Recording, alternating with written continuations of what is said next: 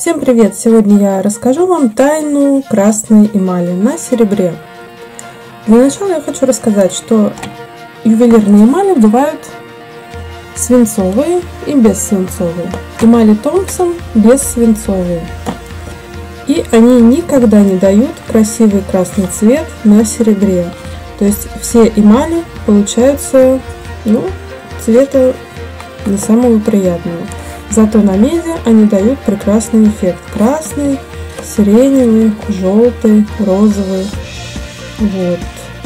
То есть требовать от бессвинцовой эмали хорошего красного цвета на серебре просто невозможно. Оно всегда у вас будет вот таких вот оттенков.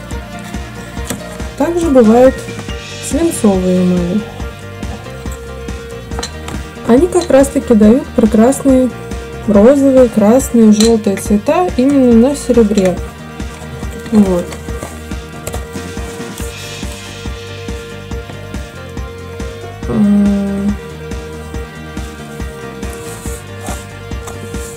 Свинцовые эмали с такими оттенками выпускают 3 японских фирмы: Хиросава, Ниномия и Нихон Шиппо.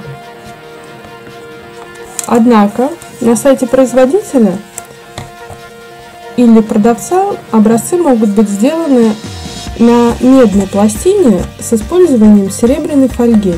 И тогда эти образцы выглядят намного привлекательнее, чем в итоге образец на чистом серебре. То есть, например, вот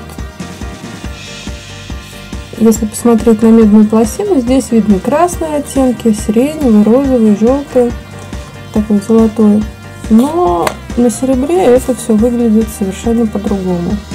То есть на этой медной пластине я использовала те эмали, которые не получились на серебре. Вот. Но вот эти получились. И вот это, и вот это, и вот это. То есть тут не только красные, но еще и желтые оттенки, розовые. То есть, проще говоря, если вы накладываете эмаль прозрачную совершенно обычным образом, и она у вас чернеет, желтеет, коричневеет, это не значит, что у вас руки растут не с того места. Это значит, что просто состав эмали такой, что он не может выглядеть красным цветом на серебре. И все. Сегодня мы проведем эксперимент над дулевскими эмалями номер 3 и 5. Вот. Одна из них, как минимум, точно должна прекрасно лечь на серебряную пластину. Вот. Этим мы займемся.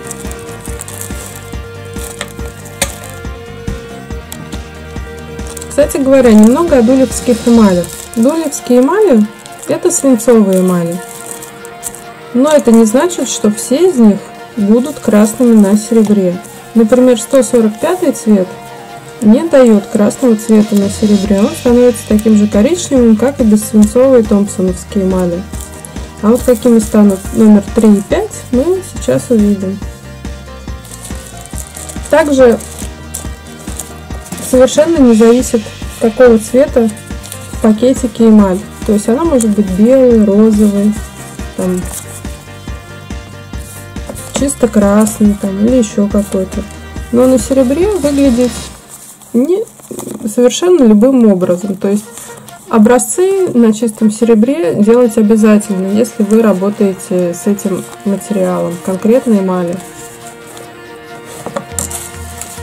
Например, вот этот цвет очень хорошо выглядит, очень хороший розовый, фирмы Хиросава, но в пакетике он белый.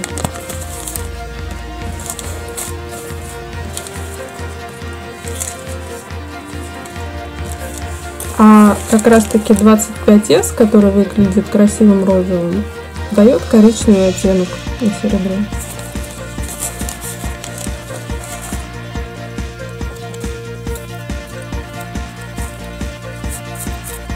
Сначала я положу фондан дулевский на обе стороны пластины, потому что если этого не сделать, то все потрескается, как на моих образцах. То есть, например, эмаль должна обязательно лежать с двух сторон.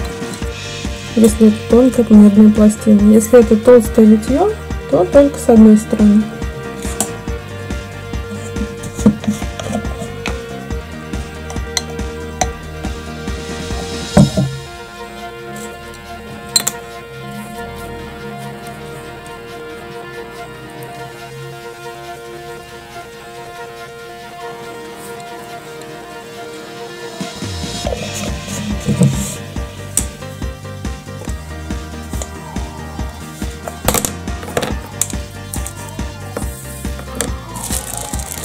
Фондан.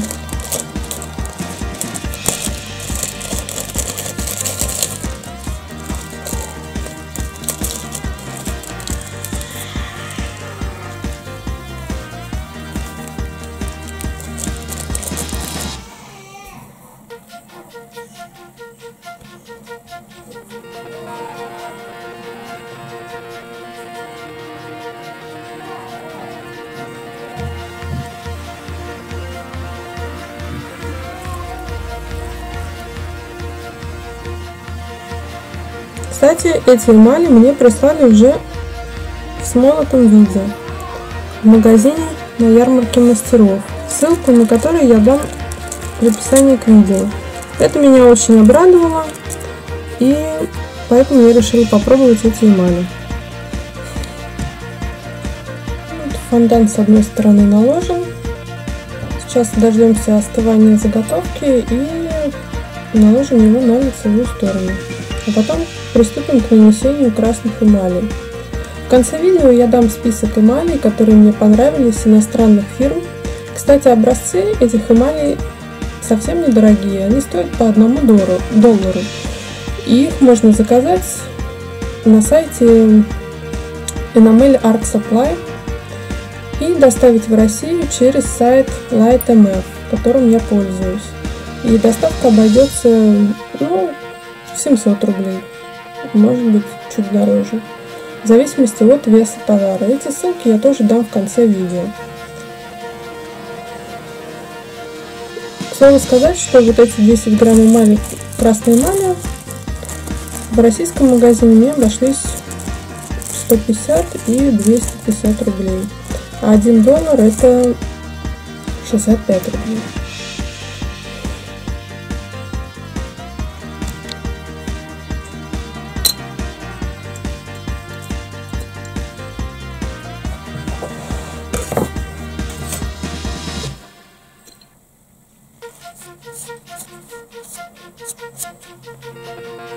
Пока наша эмаль с одной стороны не отвалилась, я протираю заготовку спиртом, наношу Clear Fire. Это очень удобно, потому что с выпуклой поверхности эмаль сухая ссыпается. То есть, чтобы нанести на выпуклую поверхность эмаль, ее нужно либо обработать бундером, либо наносить мокрую эмаль.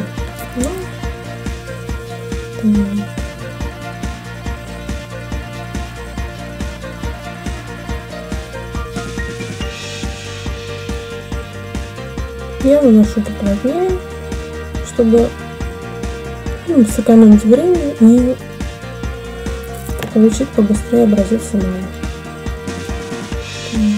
Все, теперь можно обжигать. Вот я нанесла фондан номер 32 на обе стороны. После повторного обжига с обратной стороны фондан пожелтел.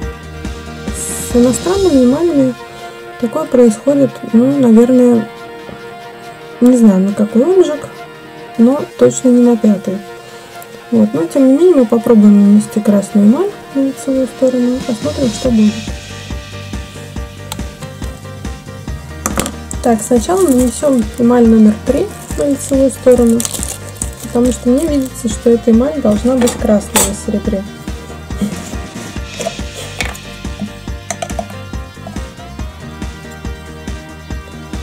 Обжигает ее при температуре 830 градусов. Кстати, все дулевские эмали имеют разные температуры плавления, но об этом будет другое видео. будет называться «Как работать с дулевскими эмалями».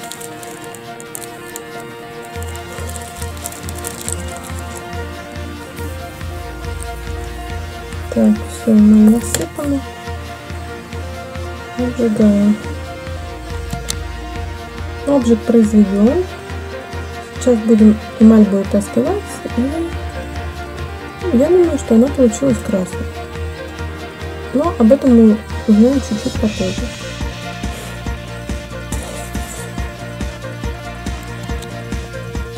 Так, наша эмаль остыла. Мы видим, что да, она действительно красная на серебре, но по краям эмаль дает реакцию с чистым серебром. Там, где фондан сползает с эмали при нагреве, эмаль становится больше оранжевой. То есть, если вы нанесете эмаль на чистое серебро, она, скорее всего, станет оранжевой. Ну или просто на серебро без фондана. То есть вот такого вот цвета. Такой цвет. Сейчас попробуем эмаль номер 5.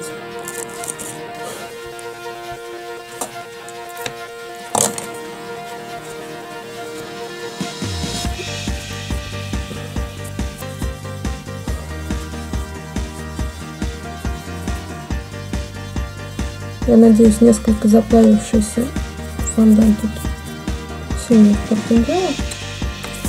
Так.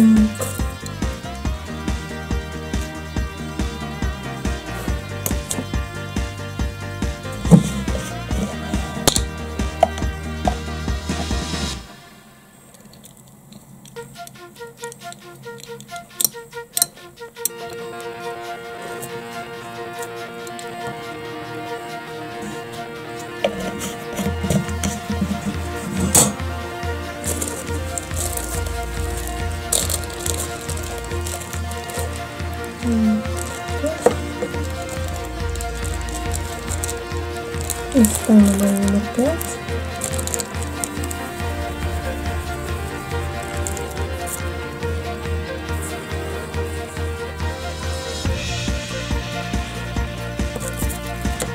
И обжигаем.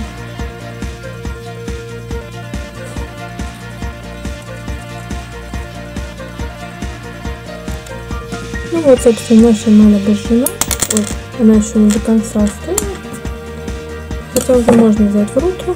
Что мы видим? Эмаль номер 5 тоже реагирует серебром на краях, но чуть-чуть поменьше.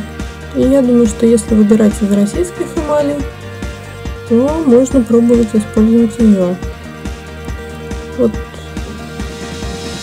Ну, конечно, эта сторона у меня уже оплавилась, потому что я ее переворачивала. Но по сравнению с третьей эмалью, пятая реагирует гораздо меньше. Тем не менее, лично для себя я все-таки склоняюсь к эмалям японского производства. Потому что если сравнивать, так сказать, так получше показать, то сколько они реагируют серебром, то как реагируют дулевские эмали, имеется существенная разница.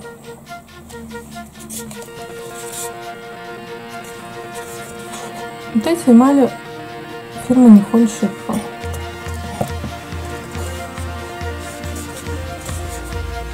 Вот, надеюсь, видно номера.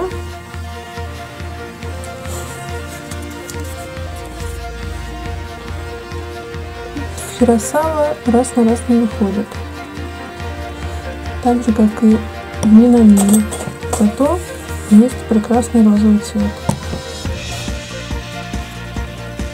Так.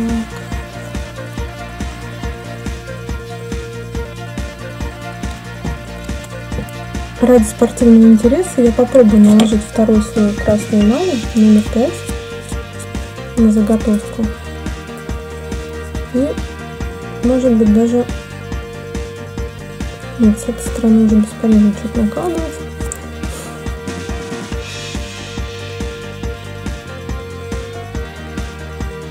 посмотрим, даст ли она полный красный слой.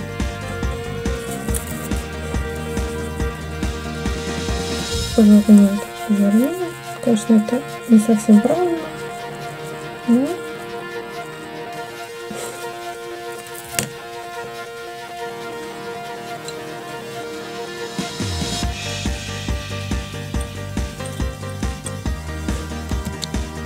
вот второй слой обожжен. Ну, в целом я считаю, что это успех. То есть, кроме того уголка, где второй слой эмали не попал, а скатился, эмаль выглядит ровно красной. Сейчас, раз уж у нас это получилось, я попробую использовать эту эмаль на серебре без флюса. Возможно, это добавит ей прозрачности и воздушности. Так, возьмем небольшой кусочек серебра. Конечно, он потом потрескается, потому что сейчас я не буду делать контур-эмаль. Так, но цвет увидеть мы сможем. Наношу сразу красную эмаль и обжигаю ее.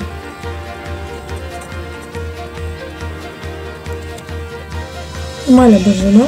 Тут образовался некоторый эффект магии. Магия в том, что без флюса эмаль легла более ровно на серебро и практически не прореагировала. Ну, как бы прозрачная эта эмаль не стала очень сильно, но она такая вот уверенный бордовый цвет.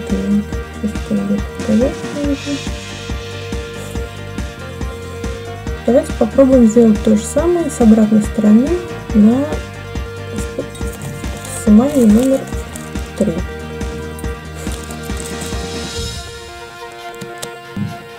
Так, берем обратную сторону этой пластины. Там у меня была золотая эмаль, которую я потом сняла. Дулевская. То есть дулевская золотая эмаль прекрасно ложится на серебро, только она имеет очень низкую температуру плавления и тает. То есть, так, все обжигаем, эмаль номер 3. И смотрим, что получится. Вот эмаль обожжена. Тоже у нас тут образовался эффект магии. То есть чисто на серебре она более красная, чем на фондане. Ну, с обратной стороны эмаль прилипла к подставке и немножко оторвалась. Но это уже другой вопрос. Сложность в том, что перегородчатая эмаль обычно наносится на фондан, иначе перегородки не закрепить. То есть, когда вы будете наносить эмаль на фондан, она будет выглядеть вот так. А чисто на серебро, то вот так. То есть, это нужно иметь в виду.